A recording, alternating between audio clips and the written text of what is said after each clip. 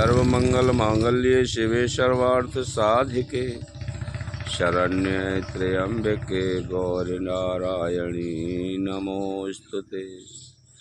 ओम या देवी सर्वभूतेषु सर्वशक्ति देवी रूपेण संस्थिता नमस्तस्यै नमस्तस्यै नमस्तस्यै नमो नमः।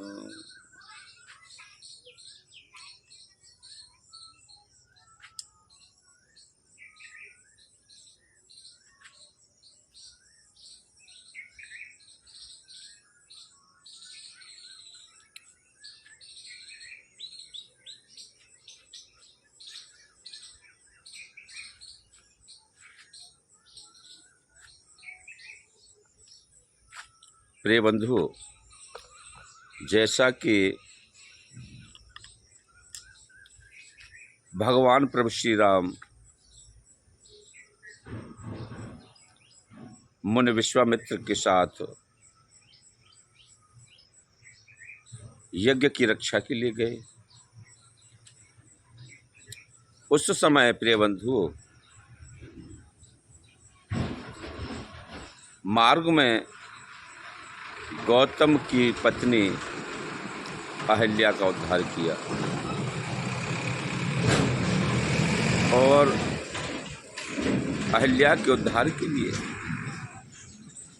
जब वहां पहुंचे तो इसमें कारण क्या था कि गौतम ऋषि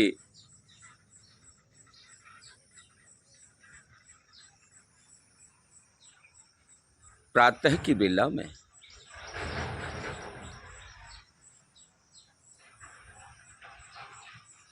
स्नान आदि करने जाया करते थे, अपने पूजा ध्यान साधना में लगे रहते थे।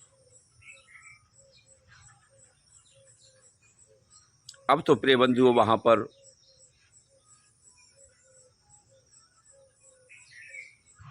इंद्र और चंद्रमा दोनों उपस्थित हुए।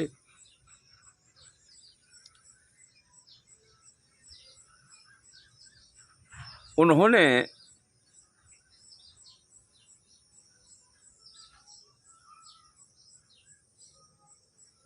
ऋषि पत्नी अहिल्या को निहारा तो इस पर प्रभावित हो गए, मोहित हो गए, उसके सौंदर्य को बर्दाश्त न कर सके। वह धर्मपरायण स्त्री अपने पति की सेवा में संलग्न रहने वाली, अपने पति को ही परमात्मा समझने वाली, स्पर्श पुरुष का शरीर का स्पर्श करना भी बहुत बड़ा पाप था। वह केवल अपने पति को ही परमात्मा समझ करके अपनी साधनाएं करती थी, सेवा में व्यस्त रहती थी। एक दिन कश्यप ऋषि सूर्य दर्शन के लिए निकल पड़े। उसी समय मौका पाकर के इंद्रदेव ने अहिल्या को देख लिया और उस पर मोहित हो गया। तो चंद्रमा से कहने लगा कि अरे मित्र, अगर आप मेरी सहायता कर दो तो मैं अपनी मनोच्छा पूर्ण कर लूं।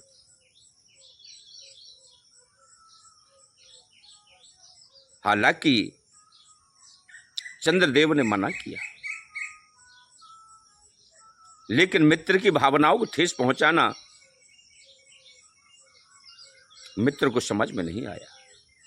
वह उनकी बातों में सहयोग निभाने लगा। कहा कि मित्र,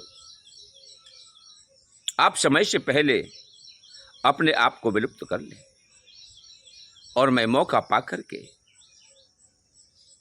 अहिल्या के साथ अपनी उत्तेजनाओं की पूर्ति करूंगा। दोनों की मंत्रणा के अनुसार चंद्रदेव विलुप्त हो गए और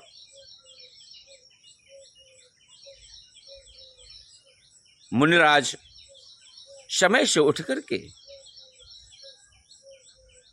निकल पड़े।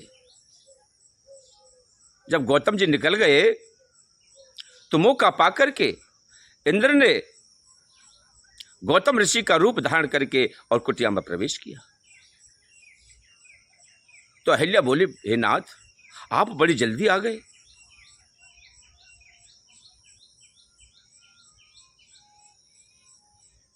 तो इंद्र ने अहिल्या से कहा कि हे प्रिय, मैं तुम्हारे मुखार बिंदु को देखे बिना नहीं रह सकता। मैं आपके मुखार बिंदु से, आपकी शोभा से प्रभावित हूं। मेरे पर बर्दाश्त नहीं हुआ और मुझे काम शक्ति ने सताया। मैं इसलिए वापस आ गया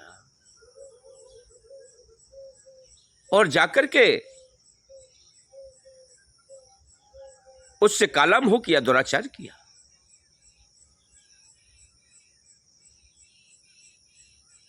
अब सती के सतत्व को नष्ट करने के बाद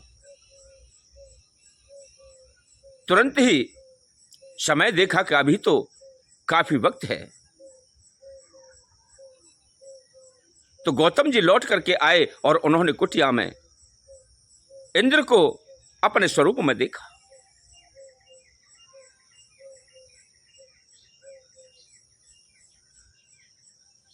अब तो देख करके उनकी भ्रकुटी चढ़ गई और उन्हें श्राप देने के लिए उद्यत हो गए। तो अहिल्या ने ऋषवर के चरण पकड़ लिए और कहने लगी, हे नाथ, इसमें मेरा कोई दोष नहीं है। ये कौन है पापी? अगर आप है तो आपके स्वरूप में आकर के मेरे साथ छल किया गया है। हे नाथ, इसमें मेरा कोई दोष नहीं है। लेकिन ऋषवर को अब कौन समझाए, उनका क्रोध जागृत हो चुका था। उन्होंने इंद्र से कहा, अरे पापी, तू कौन है? अपने असली रूप में आ। अब तो इंद्र जब अपने रूप में आया तो उससे कहा कि पापी, तुझे इसका दंड भोगना पड़ेगा। और अहिल्या से कहा कि अरे पिशाचिनी, तू एक पत्थर की शिला की तरह बिना सोचे समझे पड़ी रही। तूने कुछ बोध नहीं किया। तूने ऐसा कृत्य कराया, जा तू पाषाण की हो जा, पत्थर की हो जा। अब तो प्रिय बंधुओं, गौतम ऋषि की नार अहिल्या पत्थर की शिला बन करके रह गई।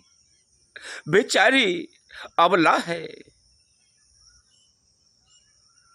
उसके हृदय में ऐसा कदापि भाव नहीं था, लेकिन उसके साथ छल किया गया। तो प्रिय बंधुओं, जब भगवान राम विश्वामित्र जी के साथ यज्ञ की रक्षा के लिए जा रहे थे, उसी समय उस वन क्षेत्र में विश्वामित्र जी ने कहा कि पुत्र, आज यहीं विश्राम कर ले। भगवान राम ने कहा, हे गुरुदेव, यह स्थान ठहरने की योग्य नहीं है, लेकिन जहां गुरु की इच्छा वहां हमारी इच्छा। उस तरफ चरण बढ़ते जा रहे थे। पत्थर की शिला से राम नाम की ध्वनि निकल रही थी, हे प्रभु राम, प्रभु राम, राम राम राम, हे राम, हे राम, हे राम, हे राम, राम, आओ मेरा उद्धार करो प्रभु, मेरा उद्धार करो प्रभु, मेरा उद्धार करो प्रभु। हे प्रभु श्री राम, हे प्रभु श्री राम, मेरा उद्धार करो, मेरा उद्धार करो, मैं आपकी प्रतीक्षा में हूं। इस प्रकार के राम नाम रूपी शब्दों को श्रवण प्रभु श्री राम ने किया तो कहा, गुरुदेव ये मेरे नाम की ध्वनि आ कहां से रही है, मुझे कौन पुकार रहा है। तब मुनि विश्वामित्र ने कहा, पुत्र ये कथा प्रसंग बहुत बड़ा है, इसको न जानो, लेकिन हमारे आदेश के अनुसार आप इस शिला को अपने पग की ठोकर से मोक्ष के द्वार तक पहुंचाइए, इसमें ठोकर लगाइए, अपने पद चिन्हों का स्पर्श कीजिए और इसका उद्धार कीजिए। भगवान राम ने कहा कि गुरुदेव, गुरुवाणी को मैं टाल तो नहीं सकता, लेकिन मेरा धर्म है कि नारी जाति भले ही पत्थर की क्यों ना हो, लेकिन नारी को कभी पैर से नहीं ठुकराया जाता। मैं सदैव नारियों का सम्मान करता हूं और करता रहूंगा। विश्वामित्र जी उनकी मातृभक्ति को देख करके बहुत प्रभावित हुए और कहा, पुत्र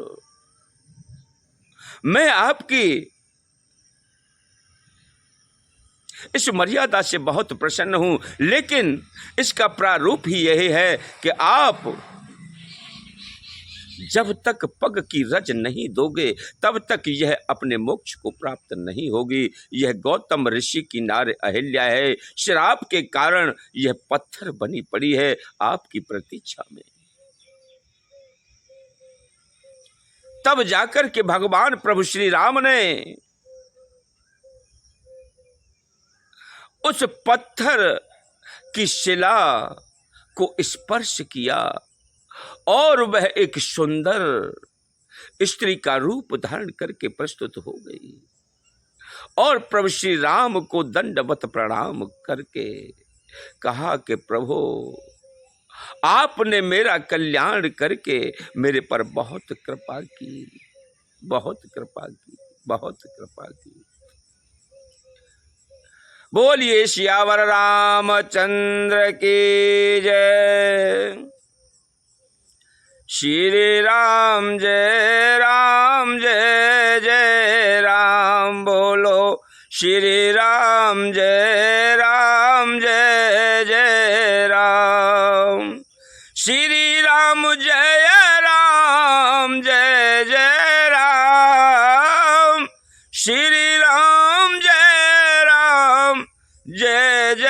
राम, बोलो श्री राम जय जय राम, बोलो श्री राम जय जय राम। भज ले रे मन आठो याम, भज ले रे मन आठो याम। श्री राम जय राम, बोलो श्री राम जय जय राम।